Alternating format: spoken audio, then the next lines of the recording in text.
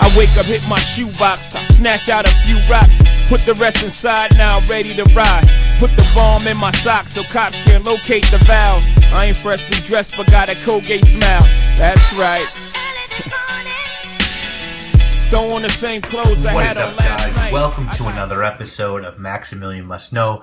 Got another cheapie but goodie for you folks today, and this one is from the Italian house of Aquolina. The fragrance is called Gold Sugar. Now, this was a brand that I never really had on my radar, and then when a fragrance called Acqua Zucchero by Profumum Roma was getting some fragrance hype, quite a few compared that scent to a scent called Pink Sugar by Aquolina. And Pink Sugar is like a $20 scent that can be found at TJ Maxx, while Acqua Zucchero is a niche scent that retails for about $250. So my ears perked up when I heard that comparison. Now, I actually don't love Acqua Zucchero, which translated in Italian means sugar water. It's a little too sweet for me, and I wasn't in the market for an identical scent to that one. But this house definitely stuck in my mind, and when I saw some of their fragrances at TJ Maxx, I blind bought my first, which was Gold Sugar. Now, since then, I've bought another 3, Steel Sugar, which was made for men, Pink Sugar Sensual, which was made for women, and Simply Pink, which was also made for women. Gold Sugar is for women as well. The other 2 that are on my to-buy list are Black Sugar, which is an oud scent that's billed as unisex, and Blue Sugar, which is their first men's fragrance and is now discontinued.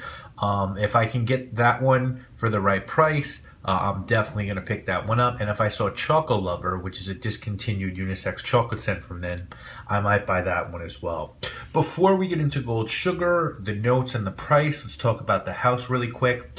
Aquolina, as I mentioned, is an Italian house. They're part of a larger cosmetic company called Selectiva, and Selectiva is known for a yogurt-based skincare line and cosmetics really aimed at the younger generation. The first scent that Aquolina launched was Pink Sugar, which came out in 2003. They then released Blue Sugar in 2006. They also released Choco Lovers in 2006, and that year they put out a scent aimed at children called Tweety, named after Tweety Bird from the Warner Brothers Looney Tune cartoons. The first flanker to Pink Sugar came out in 2009. They currently have 11 fragrances in their lineup, and the scents are made by Shyamala Maison Du. Shyamala has also done Velvet Orchid for Tom Ford, Avant Garde by Long Yawn, Chardonnay for Eldo, and many others. I think she's the sister of well-known perfumer Antoine Maison Du. Gold Sugar came out in 2013 along with Steel Sugar for men. These come in 50 and 100 ml bottles. I did get the 100 ml and I got mine at TJ Maxx for $17. These can be found all over the internet for about $20 to $25 for 100 mLs. Note-wise on Gold Sugar, you've got neroli and citrus at the top, creme brulee and coconut in the middle, and sandalwood, musk, and a creamy accord in the base. Now, as far as your presentation goes, I do not have the box that it came in, the tube that it came in. When I moved, I got rid of a lot of my boxes, especially for my cheapies, but this is the tube for Simply Pink, which you can see cost me 20 bucks, and the fragrances just come in these tubes. Basically, you pull the top off and the fragrance sits in there. So this is a Simply Pink one, and the gold one sort of looks like this, except it's gold and bigger because that was for a 50 ml bottle. The actual bottle says Gold Sugar. It's got gold plating. It's got a sort of wet or like a mud track design going across. On the bottom you have your information. These are made in Italy. Cap is really light in plastic, and the atomizer works really well. So I actually really like the presentation. The bottle feels real solid in your hand, even though the cap feels cheap. The gold plating is actually really well done on this one, so props to Aquolina for that. Now, the first thing I want to say about this actual scent is that if Profumum Roma had put this one around and released it at $250, I'd be willing to bet anything that there would be a lot of people in Fraycom singing its praises. The quality and performance on this scent is just incredible. It's really well done. what you're going to get with this one is a slight bit of citrus at the opening. Now that citrus is really light and sort of nondescript. It's there, but it's overshadowed by what is the heart of this scent. And the heart of this scent is really just about two things. That's caramel and coconut.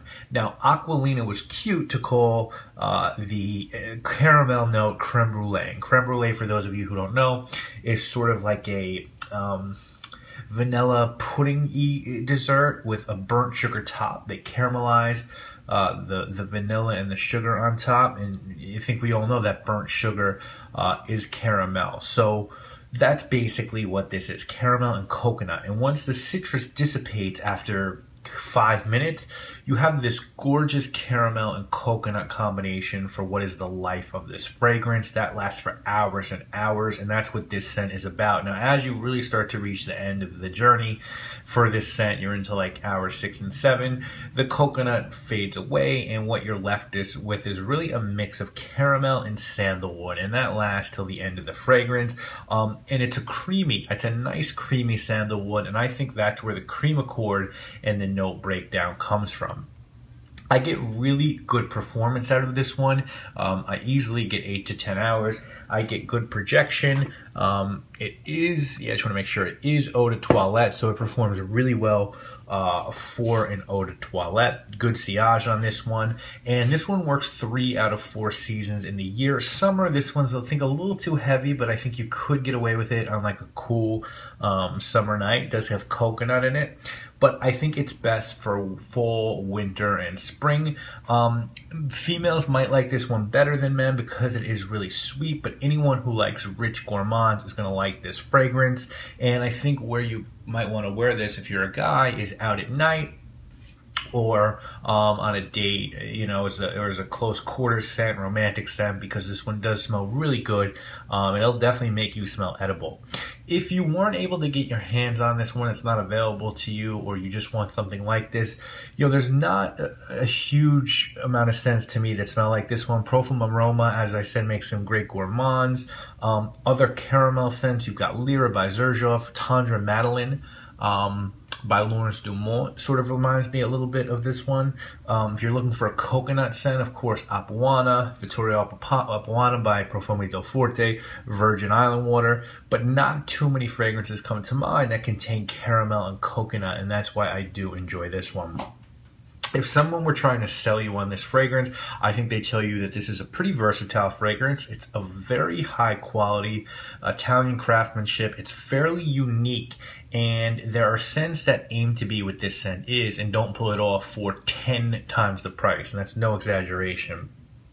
I think that if someone was trying to talk you out of buying this fragrance, I think they'd say that men could be scared away by this one because it really, really is sweet.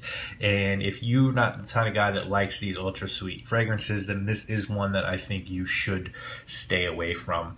I really like this one. This was on my top 10 value fragrances purchased in 2014, and this is a fragrance that justifies my reason for going to places like TJ Maxx. I love finding fragrances like this one, sort of diamonds in the rough. So I'm going to go ahead and give Gold Sugar a 9 out of 10. Now, the only reason I'm taking a point off is, for me, it is a little feminine and hard to wear to work, and I like my 10 out of 10s to be really versatile and things I can wear anywhere I go. And if the sweetness was dialed down just a little bit, and the citrus popped a little bit more, and the sandalwood was accented a little bit more than the caramel, or if the coconut were even a little less sweet, this would be a straight up 10 out of 10. The quality is just amazing. Best in show from this very underrated house. And I'll tell you something else about this house.